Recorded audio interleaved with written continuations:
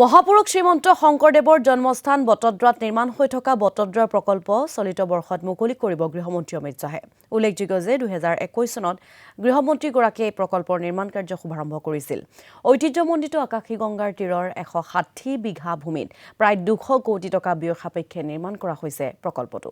প্ৰকল্পটোৰ পৰা কিছুমাক দৃশ্যাংশ দেখুৱাব আমাৰ সাংবাদিক দিব্যজ্যোতি বৰুৱাই। হয়, মহাপুৰুষ শ্ৰীমন্ত শংকৰদেৱৰ পবিত্ৰ জন্মস্থান বটদ্ৰৱাৰ ঐতিহ্যমণ্ডিত আকাশী গংগাৰ তীৰত নিৰ্মাণ হৈ থকা যি বটদ্ৰৱাৰ প্ৰকল্প, এই বটদ্ৰৱাৰ প্ৰকল্পথলীত মই বৰ্তমান উপস্থিত আছোঁ। এই প্ৰকল্পথলীৰ কাম আৰম্ভ হৈছিল 2021 চনৰ 25 ফেব্ৰুৱাৰীত আৰু সেই তেতিয়াৰ পৰা বৰ্তমানলৈকে ইয়াৰ 95% কাম ইতিমধ্যে সম্পূৰ্ণ হৈছে আৰু ইয়াতে পৃথিৱীৰ আটাইতকৈ ওখ যি গুৰুআসন, সেই গুৰুআসন আৰু আটাইতকৈ সুউচ্চ খোলৰ আকৃতি, তালৰ আকৃতি, বিভিন্ন আকৃতিত ইতিমধ্যে ইয়াৰ যি কনষ্ট্ৰাকশ্যন, যি নিৰ্মাণ কাৰ্য ইতিমধ্যে সমাপ্ত হৈছে। ইয়াৰ ভিতৰতে কলাকেন্দ্ৰ থাকিব, ইয়াতে প্ৰশিক্ষণৰ ব্যৱস্থা থাকিব, ইয়াতে জলপান গৃহ থাকিব, অতিথি গৃহ থাকিব, বিভিন্ন ব্যৱস্থাৰে এই যি প্ৰকল্প বটদ্ৰৱা প্ৰস্তুত কৰা হৈছে, এই প্ৰকল্প ডিচেম্বৰ মাহৰ শেষৰ ফালে মুকলি কৰিবৰ বাবে গৃহমন্ত্ৰী অমিত শ্বাহ ডাঙৰীয়া বটদ্ৰৱাত আহি উপস্থিত হ'বহি। তেখেতৰ হাতেৰে এই প্ৰকল্পৰ উন্মোচন কাৰ্য হ'ব। ইতিমধ্যে প্ৰস্তুতি প্ৰায় তুংগত উঠিছে, সকলোৱে ইতিমধ্যে প্ৰস্তুতি চলাইছে আৰু সুন্দৰ পৰিৱেশ বিৰাজ কৰিছে। ইয়াত থলুৱা বিভিন্ন উদ্ভিদ, ফুল আদিৰ গছ ৰোপণ কৰা হৈছে। এক সুন্দৰ প্ৰাকৃতিক পৰিৱেশত সকলোৰে চকু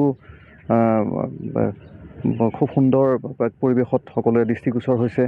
এক মনোমোহা পৰিৱেশৰ মাজত এই বটদ্ৰৱা প্ৰকল্পই বটদ্ৰৱাৰ বাবে এক আশাৰ বতৰা কঢ়িয়াই আনিছে। যিহেতু পৰ্যটনৰ এক স্থলী হিচাপে ইয়াক গঢ় দিয়াৰ মুখ্যমন্ত্ৰী হিমন্ত বিশ্ব শৰ্মাৰ সপোন, সেই সপোনৰ ফলশ্ৰুতিত এই প্ৰকল্প ইতিমধ্যে কাম প্ৰায় 95% শেষ হৈছে। ইতিমধ্যে বটদ্ৰৱা প্ৰকল্পস্থলী পৰিদৰ্শনৰ বাবে বিধায়কে আদি কৰি জিলা উপায়ুক্ত বিভিন্নগৰাকী ইতিমধ্যে উপস্থিত হৈছে। এতিয়া বৰ্তমান উপস্থিত হৈছেহি বটদ্ৰৱা নৰুৱা সত্ৰৰ সত্ৰাধিকাৰ অম্লানজ্যোতি দেৱগোস্বামী আৰু তেখেত বটদ্ৰৱা থান পৰিচালনা সমিতিৰ সভাপতি। মই তেখেতৰ ওচৰলৈ যাব বিচাৰিছোঁ যে কেনে অনুভৱ আচলতে মুকলি হ'বলৈ গৈ আছে। হয়, এইটো মানে এক ক'ব নোৱাৰা অনুভৱ, বৰ আনন্দ অনুভৱ হৈছে যে এটা সময়ত বেদখলত থকা ভূমিত আজি মহাপুৰুষ গুৰুজনৰ এই জন্মস্থানত তেওঁৰ মানে সৃষ্টিৰাজি তথা তেওঁৰ সেই সমূহ যি অৱদান, সেই গোটেইসমূহ প্ৰতিফলন ঘটাই পেলাই এটি মানে প্ৰকল্প ইয়াত উন্মোচন হ'বলৈ গৈ আছে।